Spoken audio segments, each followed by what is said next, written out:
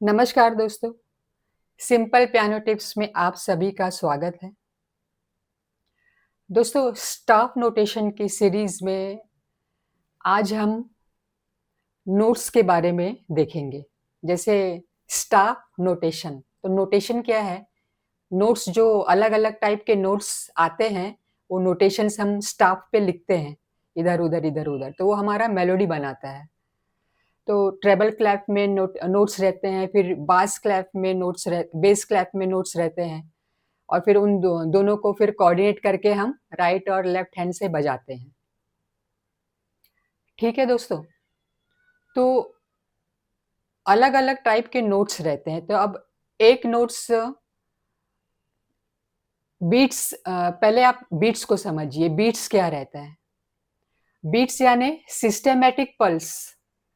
अब घड़ी की सुई को देखिए, वो एक लय में आगे बढ़ रही है। टक, टक, टक, टक, एक लय में जा रही है। सिस्टेमेटिक पल्स, हमारा हमारा दिल कैसे धड़कता है?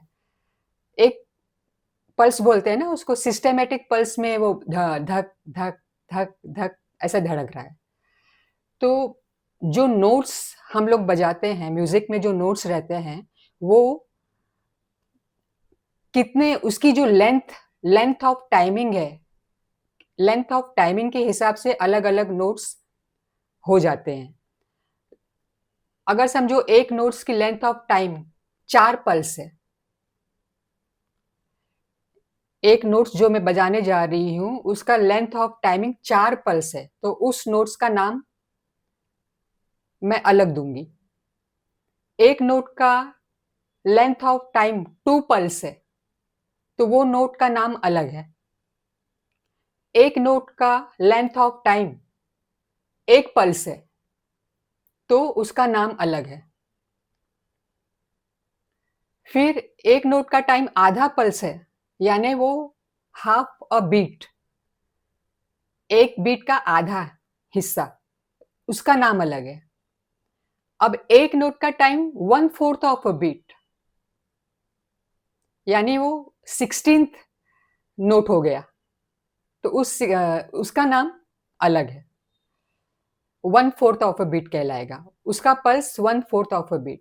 तो दोस्तों, ये बीट की जो परिभाषा है, इसको आप जितना अच्छे से समझेंगे, उतना आप म्यूजिक की पकड़, आप ग्रिप आपकी और अच्छी होती जाएगी म्यूजिक में। जितना आप ये बीट की लेंथ ऑफ टाइम को हम बजाते हैं। अब समझो 4 पल्स है, तो वो 4 पल्स में मैं मेलोडी बजा रही हूँ राइट हैंड से, और फिर मेरे 4 पल्स मैंने 3 4, इसमें मैं आरपेजी भी बजाऊंगी। इसमें 4 पल्स में मैं कुछ भी कमाल करके फिर मुझे फर्स्ट बीट पे, नेक्स्ट साइकिल के फर्स्ट बीट पे उतरना है, मतलब आगे मेलोडी बजाना पड़ेगा। तो दोस्तों, ये बीट डिवीजन और लेंथ ऑफ टाइम, नोट्स के नाम, ये सब आप जितना अच्छी तरह से समझेंगे, और उसे स्टाफ नोटेशन पे हम कैसे लिखते हैं वो तो बात की बात है, लेकिन पहले आप ये बीट्स बीट्स को देखिए, उनके नाम को समझिए, और इसे अच्छे से हृदयंगम करिए। तो इसे हम व्हाइट बोर्ड पे भी देख लेते हैं, और इनके नाम देख लेते हैं, और हर बीट्स के रेस्ट भी रहते हैं। इसे हम साइलेंस बीट कहते हैं। उन नोट्स के रेस्ट भी रहते हैं, उनके अलग-अलग नाम रहते हैं, और उसे हम साइलेंस बीट कहते हैं, यानी वहाँ हमें कुछ बजाना नहीं है, स्टॉप कर देना है उतने सेकंड के लिए, जितनी उसकी लेंथ ऑफ टाइम रहेगी। साइलेंस की लेंथ ऑफ टाइम रहेगी, उधर हम नहीं बजाएंगे कुछ भी। हमारा ताल्लुक तो दोस्तों मेन बजाने से है ना। अब गाने वाले का स्टाफ नोटेशन अलग रहेगा, बजाने वाले का स्टाफ नोटेशन अलग रहेगा। तो हम बजाने की बात कर रहे हैं, तो हम बजाने वाले नोट्स को समझेंगे। ठीक है दोस्तों? तो इसे आइए हम व्हाइट बोर्ड पे देख लेते हैं, समझ लेते हैं। आप मेरे चैनल को लाइक करिए, सब्सक्राइब करिए, कमेंट करिए, और जो भी पियानो या कीबोर्ड सीखना चाहते हैं, उनमें शेयर करिए। तो दोस्तों, चलिए व्हाइट बोर्ड पे भी देख लेते हैं टाइप्स ऑफ बीट्स, उनके नाम, और टाइप्स ऑफ साइलेंस बीट या रेस्ट बोल दीजिए, और उनके नाम। ठीक है? दोस्तों ये देखिए, टाइप्स ऑफ नोट्स हैं।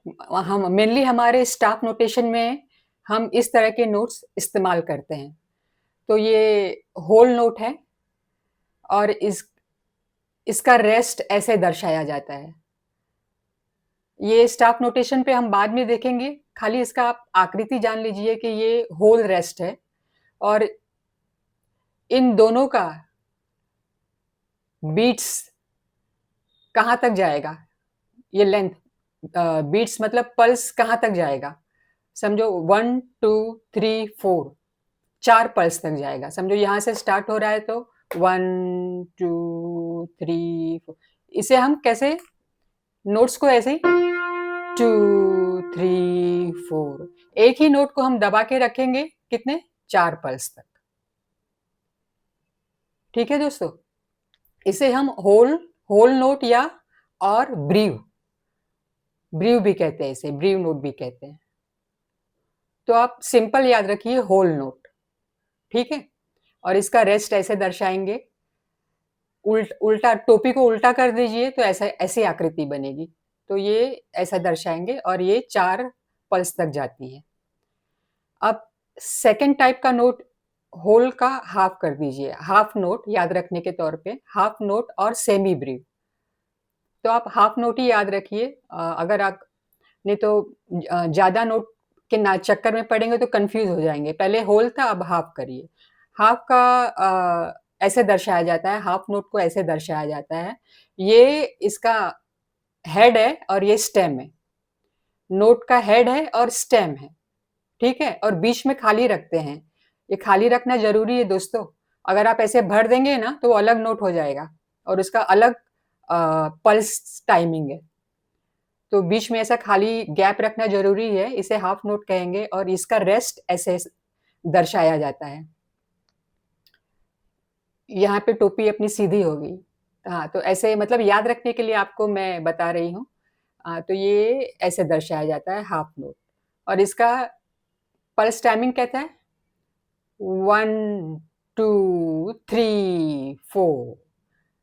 फिर से 1, यहाँ पे 1 2 3 4। फिर से 1 2 3 4। ये 1 2 यहाँ तक, 2 तक एक बीट का टाइमिंग है और फिर दूसरा बीट का टाइमिंग 3 4 यहाँ तक जाएगा। ठीक है, काफी आसान। अब हाफ का हाफ, ये सब हाफ हाफ हाफ हाफ होते गए हैं नीचे। ऐसे आप जाएंगे ना तो ये पहले होल नोट था, इसका हाफ ये रहा, अब इसका हाफ ये रहा, इसका हाफ ये रहा, अब इसका हाफ ये रहा।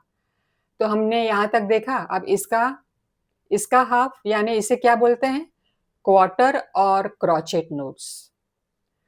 मैं क्रॉचेट नोट करके याद रखती थी, तो हम क्वार्टर, चलिए चलिए क्वार्टर पढ़ते हैं। क्वार्टर नोट्स ऐसा रहेगा और इसका साइलेंस बीट कैसा रहेगा, रेस्ट कैसा रहेगा, ऐसा ऐसे दर्शाएंगे हम स्टाफ नोटेशन पे। ठीक है, और इसके पल्स कैसे रहेंगे, 1 2 3 4, 1 2 3 4। हर 4 पल्स पे 4 बीट आई, हर पल्स पे हमने बजाया, तो इसे क्वार्टर नोट्स कहेंगे। अब इसका आधा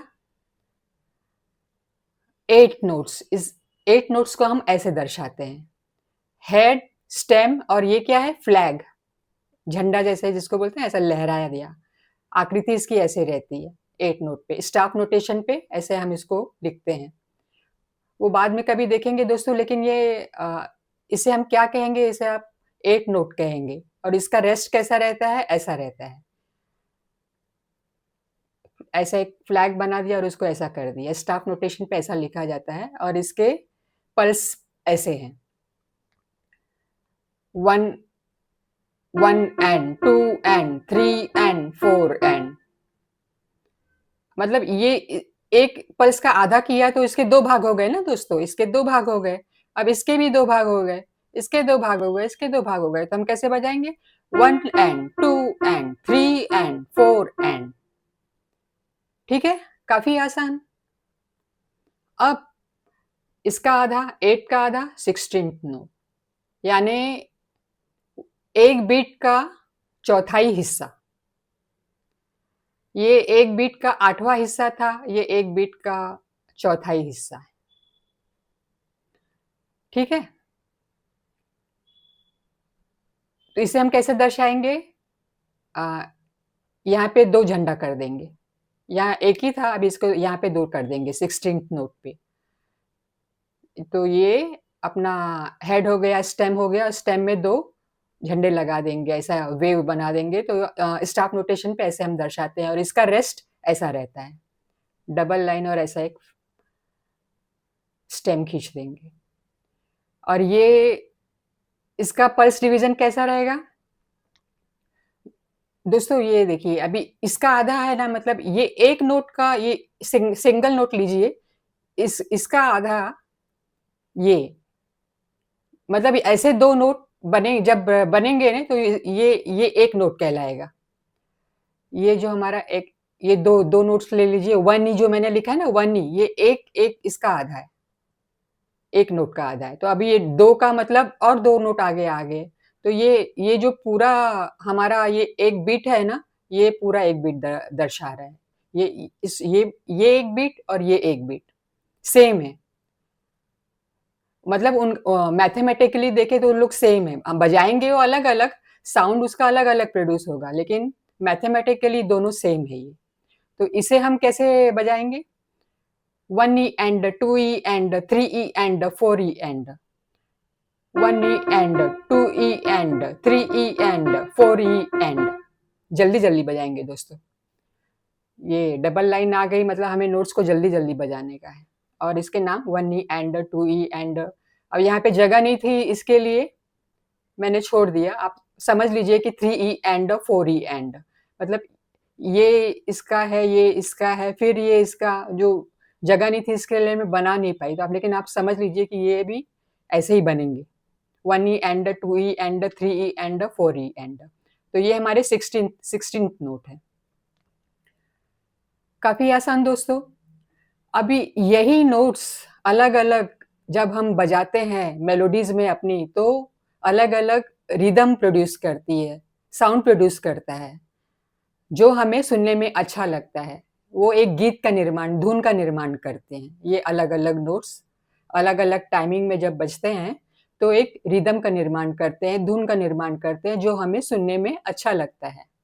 और वही अ, म्यूज़िक वहाँ पे पैदा होती है फिर। और हम उसे और हार्मोनियस और उसको मधुर बनाने के लिए लेफ्ट हैंड से भी हम आर्पेजियो जोड़ देते हैं, कॉर्ड्स जोड़ देते हैं इन्हीं बीट्स में।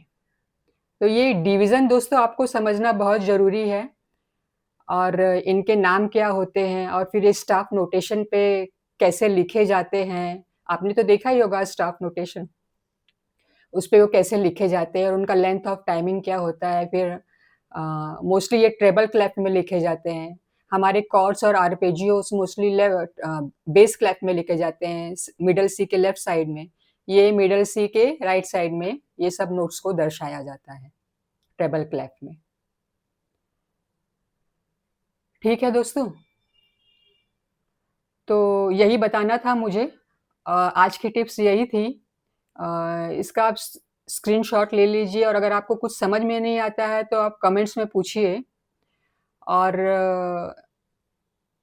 फिर कभी हम देखेंगे कि इसे हम स्टाफ नोटेशन में कैसे लिखते हैं। लेकिन ये आप नोट्स को क्या कहते हैं ये याद रखिए, इनके रेस्ट को क्या कहते हैं ये याद रखिए, और इनको बीट्स में कैसे दर्शाया जाता है वो आप याद रखिए। ठीक है? तो दोस्तों इसी तरह हम मिलेंगे फिर अगली बार किसी नए टिप्स के साथ। तब तक अपना ख्याल रखिए, प्रैक्टिस करते रहिए। आप मेरे चैनल को लाइक करिए, सब्सक्राइब करिए और कमेंट करिए। फिर दोस्तों हम मिलते हैं अगली बार। तब तक के लिए नमस्कार।